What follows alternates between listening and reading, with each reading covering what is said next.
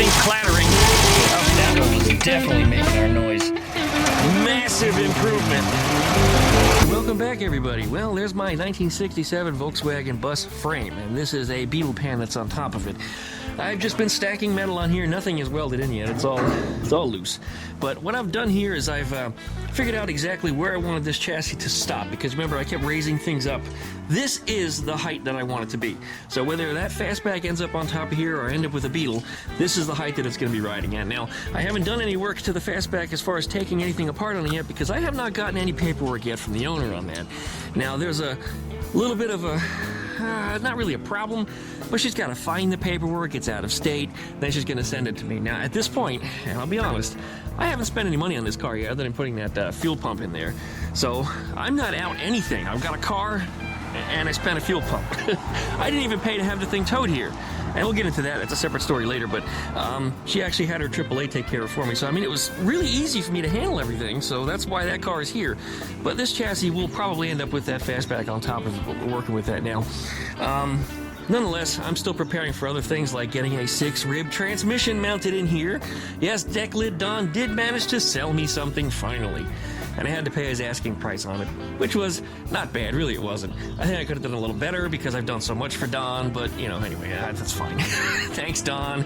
I ended up with the floor pans from him instead. That's how I sweetened the deal, because when he gave me the transmission, I said, I'll pay your asking price, but I want floor pans and I want a few other things, and there's stories on that in some of my other videos, including my last Volkswagen tech session, which was also Don's big, giant flea market sale.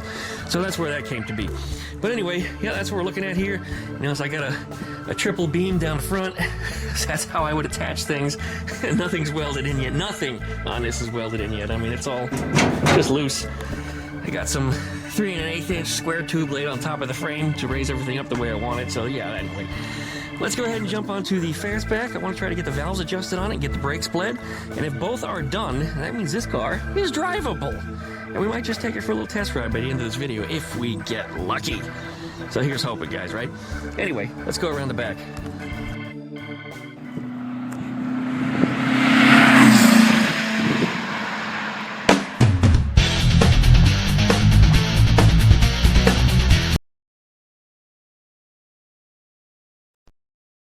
All right, here's where the fun stuff lives. Look at that. And our engine inside of here. Okay, inside of our engine compartment, we have cylinders number 1, 2, 3, and 4. Some people have told me, well, that's numbered all backwards. Well, that's because a Volkswagen is backwards. The engine is not at the front, it's in the rear. All right, well, nonetheless, this car probably came before your Ford F-150 did. So if you don't like it, well, then go get yourself another Ford F-150, right, guys? Anyway, inside the distributor here, we're gonna, well, first off, before we even get in the distributor, we're gonna follow the spark plug wires, and this one appears to be number 1. Goes all the way over there.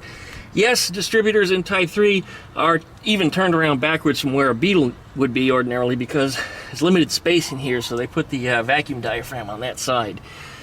And that is normal, that's just the way it works. But pop open that distributor, and we're going to want to see the rotor pointing this way towards me, which it's not. Currently, the rotor is pointing somewhere between 2 and 3, because in reverse, 1, 2, 3, 4. In forwards, 1, 4, 3, 2. That's the firing order. So what we need to do is advance the engine, so that way, that rotor is pointing towards this wire. So, the way that a lot of people do this, and this is wrong, and this is why the metal down here is all mangled, and you know, I should show you a nice close-up of that, but people will get in here, and they'll pry against the cooling shroud and move the flywheel that way. Well, I shouldn't say it's a flywheel, it's actually a fan with a bunch of notches or cogs or something on the top of it. It actually shows your timing marks. I forget what each one of these is. There's a certain degree apart they are, but nonetheless, this is how people pry it, and this is how they damage the sheet metal, by going excessively hard on it. Nonetheless, if you do this, you can do it carefully. There is one way. The other way is to pull off the fan belt cover and get in here with a wrench, which I believe is a 19. Yep, I grabbed the right one, and just turn this. Because if you turn this, it also turns the engine over. Look at that, guys. there's no reason to get in there and start mangling things. Now, unless your belt starts slipping, which it is, then you have a secondary problem, which means you need to adjust your belt. You got to tighten it up, and then get in here again and then start turning this thing. But anyway, we're going to fast forward this thing over to cylinder number 1, so it's pointing towards me. Then we're going to get into the car and we're going to adjust the valves on cylinder number 1. There are other shortcut ways to do this. I don't like trying to remember those ways, so I'm going to do it the old-fashioned way as per the manual. Got to get ourselves a couple of wrenches. I grab 3 wrenches usually. I don't see the third one here, but typically I have a 12mm, a 13mm, and I have a 1/2 inch. 1/2 inch is somewhere between these two, so if you end up with a missized nut, and I have, then you might find that the 1/2 inch fits best. But if that's the case, that's what you need. You also need a feeler gauge set to 006 inches. And I use a 19 down here on the fan, and a screwdriver, of course, to loosen up the valve adjuster. All right, currently we are pointed towards me, which is where we wanted it to be, so we're in good news right there. Now, how do I know when I'm at top dead center? Well, real simply. You can look at the points down inside of there. You see them? So when we start turning this engine, you're going to see those points open up. When we actually hit, if it's properly timed I should say, before top dead center. There they go, they're starting to open now, so you want to go back just a little bit. So right about there is top dead center. That's where we need to be. If you have any questions or concerns about that, you can actually look down inside of here and you can see, this is Type 3, you can see the markings down there on the fan. So that tells you top dead center on cylinder number 1. And I believe that's the first mark all the way on the left. But check your year, because there's a lot of discrepancies and there's a lot of different fans over the years for these things. But you really can't go wrong on there, if of course the timing is set right. But if you have any questions, pull the spark plug out and shove a screwdriver down the hole and just turn the fan gently back and forth, and you'll feel that piston when it hits top. Some people say, that's a bad idea, you'll scratch the piston, you'll screw up your spark plug threads. Don't be an idiot. That's all I gotta say. You can make it work, don't be an idiot. Much more easily done when the rear end of the car is up on jack stands, or if it's just up on some ramps or something. But in this case, we just have an oil pan, which we're gonna push underneath there, because when we pull that bail off, it might drip. And then I usually use just some kind of a blanket, lay it on the ground to try to keep myself from getting dirty or bruised, because little pebbles kind of hurt. I don't like that crap. Let's see if we can get under there and get these things adjusted. All right, under here, dun dun dun. Here's our engine. You're looking at the valve cover right there. Screwdriver goes under here, or you know what? I could probably pull them off by hand. Yeah, that's adequate. Pull it down, not up. I make that mistake all the time. Once I go up, you can't get the valve cover off. But once it's down, you can pull that cover out, and I don't see any dripping oil under here. Yes, the engine does have oil, guys. All the smart Alex that want to tell me otherwise. There it is. Yeah, it's a little wet in there, but not too bad. This thing hasn't been running about a week, so all the oil's had an opportunity to drip out. There's our number 1 cylinder, that's number 2. Now, what you want to do when you get in here is you want to check these valves and feel them, and yeah, they're loose, quite loose. So they're going to need some adjustments. That's what the clattering was all about in there. Typically, you wouldn't be able to hear that. You also want to make sure that the push rods under there, which on a stock engine or even some modified engines are typically aluminum, unless you got a race engine, you might have some chromoly ones. So that 0.006 inches of gap or clearance would be typical for most air-cooled Volkswagens. So that's what we're going to set these things to. Aluminum does expand kind of a lot, but we'll get in there. What we need to do is loosen this nut on this flathead screw that you see here. And you guys have seen me do this before. It's really hard to hold the camera. There's really not much room for anything under here. So I'm going to do it again. I'm just going to put a wrench on here, a screwdriver in there, loosen this thing up, and then tighten it down on the feeler gauge just so it starts to grip. No more than that. And then slide it out, snug it up, check it again, and if it's good to go, then we'll advance to the next cylinder. So let's see what we got. Oh yeah, these are sloppy. So that's definitely going to need to be snugged up. All right, let's take care of that. All right, and these are 13s, which I think is typically what you're going to find on most Volkswagens. To find a 12 is odd. To find a 1/2 inch was really weird. Somebody did something really strange under there. Maybe they used some improper valve adjustment screws or something. I don't know. Maybe they retapped the nuts. I really don't know what the hell they did on that engine, but anyway, that's where we're at. we're loosening these up. And be careful when you do. There's not a lot of room to move under here, so when you go to loosen this, you may find it really tight, which means that when that nut lets go, or worse yet, your wrench slips off, you're going to punch the rockers. And if you want to see my hand, look at that. That was from punching rockers as far back as 20 years ago. And you see it's a little bruised, but that was from an angle grinder. But that white scar that you see, and that was from punching rockers. So I never made that mistake again. If they don't want to loosen, use a ratchet and an extension, and then you can always snug them back up with the wrench later. There we go. Just a slight resistance. You can hear it even squeaking on it because it's just a slight resistance. So anyway, we're good. Now for those of you that are foolish to not pack a feeler gauge with you when you're on a trip, and let's say something happens and you have to readjust your valves, these are things you should do before you leave, but who knows? Things happen, you have to fix things along the way. What I like to do is I put a screwdriver on here, don't mind my smashed finger, and I will, noisy car, and I will turn that adjuster until it just touches the valve, and then back it off about 120 degrees. Now 120 degrees is less than half of a turn. So that'll give you kind of a ballpark estimate as to where you are. And if you look at the position of the screw, because it was completely horizontal when it touched the valve, to where it's at now going around, it wasn't a full half turn, it was less than that. And that gets you in the ballpark. So again, if you're having a situation and you're stuck on the side of the road, that might be enough to get you there. But don't do that. As soon as you get a feeler gauge or a tool, adjust them properly. All right, again, after adjustment, slight drag, you can hear it. Yeah, just a slight drag on it, so good to go. All right, as I said before, we're gonna rewind the engine. And what that means is we're going to move to cylinder number 2 at top dead center. And the reason why is because we're going to be hitting the cylinder on that side. Now, we could go forward and jump to 4, but I'd rather work on the side that's already open, get it squared up, just the way the manual would tell you to do. So that's the way we're going to do it. So, rewinding the engine counterclockwise. This way. Watch them points. Watching for them to open.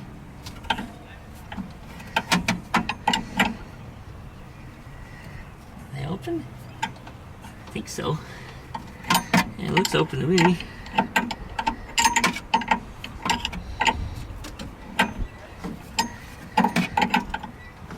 Yeah, that was it.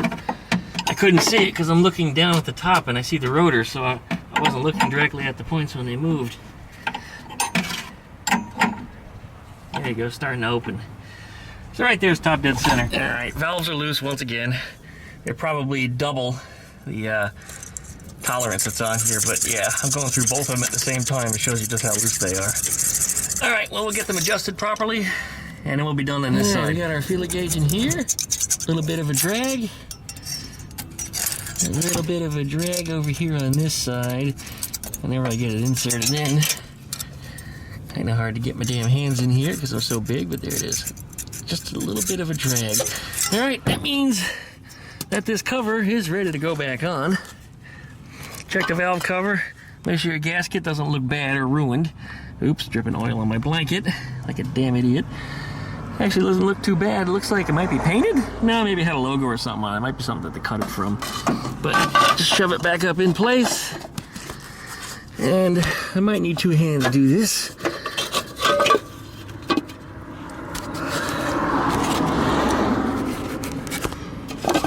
Simply drop that right into place. Make sure it's lined up on the head. You'll know it'll just kind of lock into place when it's straight. And then push your bail up. Sometimes you need a wrench or something to leverage them up, and I have no leverage in here, so whoop, and it's locked in. That's all there is to it. All right, now we're ready to start on the other side. All right, next on the list is cylinder number 3. That's the one all the way back here. That means from where the rotor is pointed, we got to go 90 degrees counterclockwise back towards that cylinder. Well, it's actually not going to point at that cylinder. We want to turn 90 degrees backwards. So once again, rewinding the engine back 90 degrees. Gotta watch those points again. When those points start to open. Can't do that with electronic ignition, by the way, guys, because it has no point. It uses a Hall effect sensor instead. I think that was it.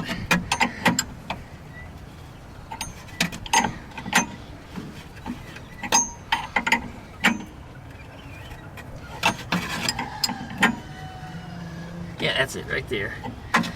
Right there. Alright, that's top dead center on cylinder 3. Alright, we're going to get in there and adjust the valves. I'm not going to show you how to do it again in the end of the end. I've already covered it on 2 cylinders. I've already covered it in other videos. So we're going to wrap this one up. And I'm going to come right on back to you as soon as we get this engine running nice and smoothly and quietly. And that'll be in just a minute, so we'll be right back. Well, I said I wasn't going to share this side, but I decided to share it anyway because here's why. The intake one is fine. There's nothing wrong there. That one doesn't need any adjustment at all. I did notice that on this side. The exhaust. Where the hell's my feeler gauge? There it is. Oh, Duckman, you're misplacing things. The exhaust is tight and not loose. This one is a little slightly tighter than slightly dragging as it's supposed to be. Now what's happening here, this means that this valve is starting to sink a little bit. Now it's not a lot. That means probably normal wear. The intake side, however, this one's fine. So I'm going to do nothing to that one. But this one is not technically loose. Technically, it's too tight. And then over here, the intake on this side, because this one's currently on exhaust stroke, I can actually check it, and you can see that one's really loose too, so that one's going to need to be readjusted.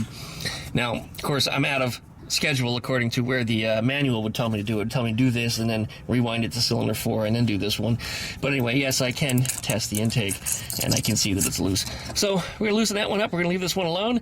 We're going to rewind to 4 and take care of those. All right, and we are fixed. Good to go. Let's rewind to cylinder 4. Of course, hit the record button. Now you get all the noisy vehicles passing by. Damn it. All right, we're rewinding once again. So that way the rotor is going to point that way, 90 degrees counterclockwise. Or anti-clockwise, some people.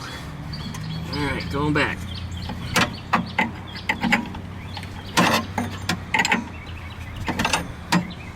Watching the points.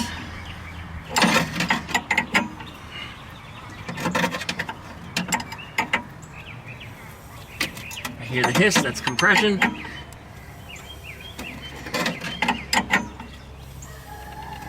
And the points just started to open, so right there, top dead center. All right, this cylinder, the intake one, was the source of most of our noise. This one is really loose. The exhaust one's not too bad, it's off a little bit, so we'll snug them both up and get it fixed. But that one was definitely making our noise. All right, well, we'll get that straight. Here we go. All right, here we are. A little bit of drag over there, a little bit of drag over here, and I'm smelling skunk on the air, so someone else is having a little bit of a drag. But nonetheless, we're ready to put this cover back on. One cover panel. And on there, wiggle it back and forth, you'll feel it kind of drop into place. Our bail clip back into place, which I have no leverage to do.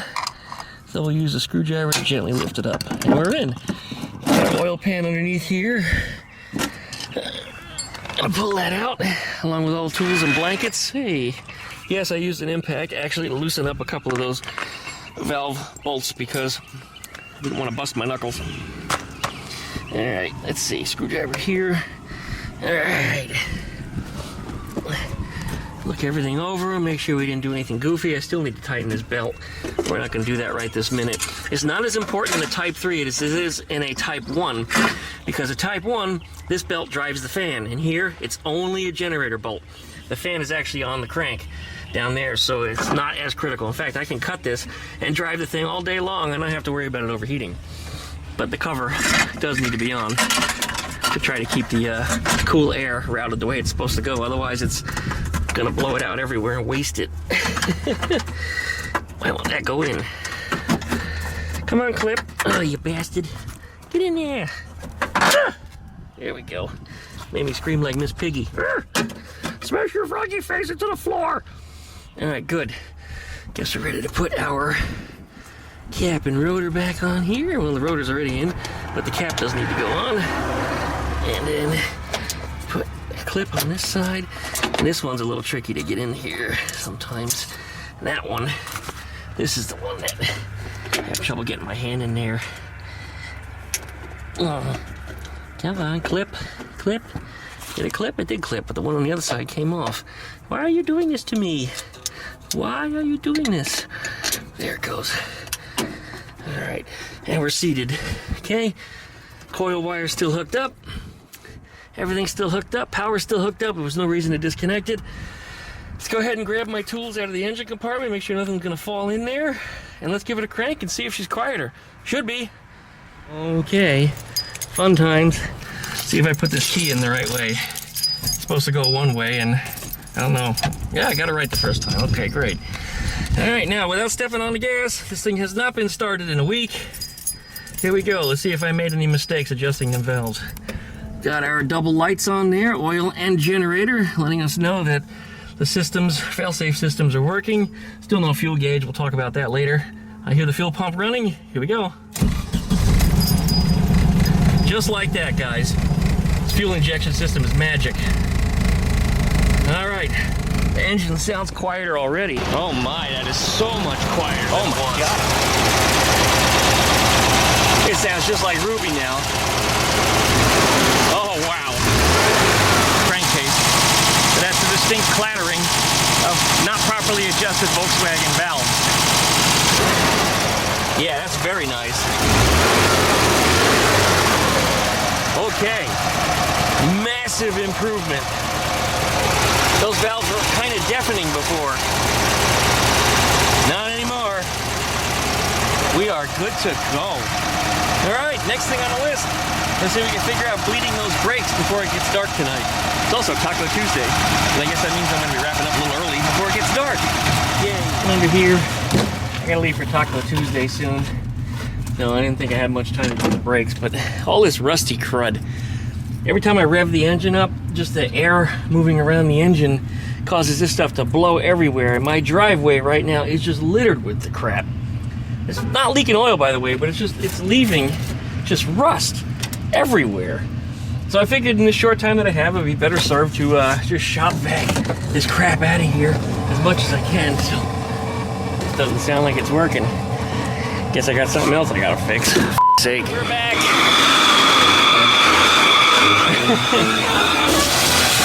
Oh my God.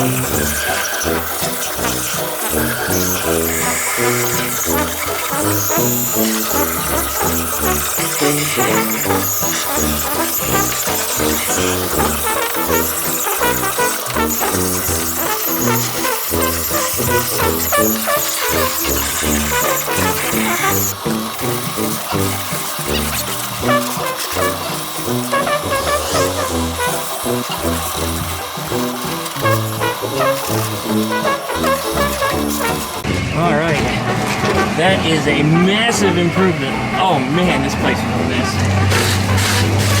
Looked like kitty litter that was up here.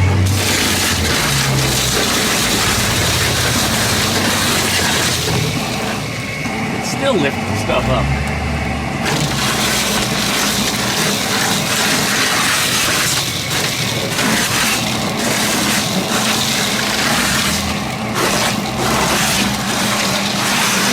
This whole compartment needs to go. The whole thing needs to get cut out. This is rough. This is the vacuum swallowed something. That was weird. Whatever it was, it passed it.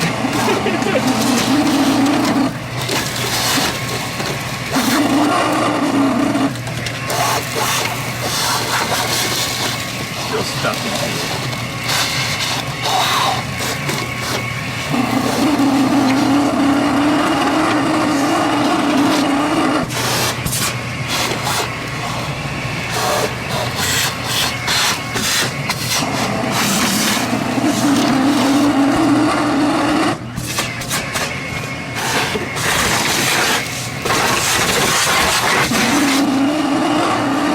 Must have swallowed something. It don't sound good. I think we're done in here anyway. The motor in this don't sound very good. Don't sound very good at all. I'm starting to smell something. The filter fell off. That's probably why it was making that noise. I bet it ingested something. Shake out whatever it is that doesn't belong in there. That sounds better already. Yeah, it swallowed something. Alright. And there's everything that came out of that car. Look at that. It's about 2 pounds of dirt and rust flakes. For all the interior rusting is water gets in through the roof. Looks like it's getting in along where the screw holes and things are in this roof rack. And it just dumps right into the car. Ruined the headliner. Got right into the trunk here and totally ruined the rear deck. This area is shot. The only thing I think I can salvage from it is the actual lip for the access panel here. So yeah, I'll probably save that when I try to rebuild all this. That way I have something to weld back into place, because, well, you gotta have engine access somehow, right guys? But yeah, that is just friggin' gone. That's just, yeah, not the worst I've seen. Deck lid Don's fastback was actually worse, because this panel was completely gone. Just completely gone. It wasn't even here. Mine is still kind of there, kinda. So yeah, I gotta repair all that. Looking under there, I see some severe rust holes underneath this window, so all this has to get cut out. I gotta rebuild all that side too. All the way around here, looks like this whole section's got to be rebuilt or replaced. Roof has big panel problems. This can be patched. It's not too awful. This is actually the easier stuff because it's easy to get to. The trouble is all those weld sparks fall into the car, which tries to light interior stuff on fire. So I got to tear everything apart before I can even do that. Oh man, I've certainly got a lot of problems to take care of. There's this cover here, an interior panel. This is shot too. It looks like moisture got it. It just kind of went all warped. So that's shot. You can hear the chickens in the backyard, can hear my voice in the front yard, so they're squawking again. Again, they were quiet until I started yapping. All right, well, I guess we're putting everything back together for the night. Licky-likey, comment and subscribe. Thanks for watching, everybody. I really appreciate it. And we're going to be back probably this week with another video. Usually I make you wait a week for these, but seeing as how this one was kind of a quickie, I guess we'll do a second one where we bleed the brakes, and we'll try to get a test drive out of this thing too. So I don't know, maybe it'll be 2, maybe 3 videos? I don't know. I guess I'll push, and we'll see what happens here. But anyways, thanks for watching again, and we'll see you guys next time. Put our access panel back in.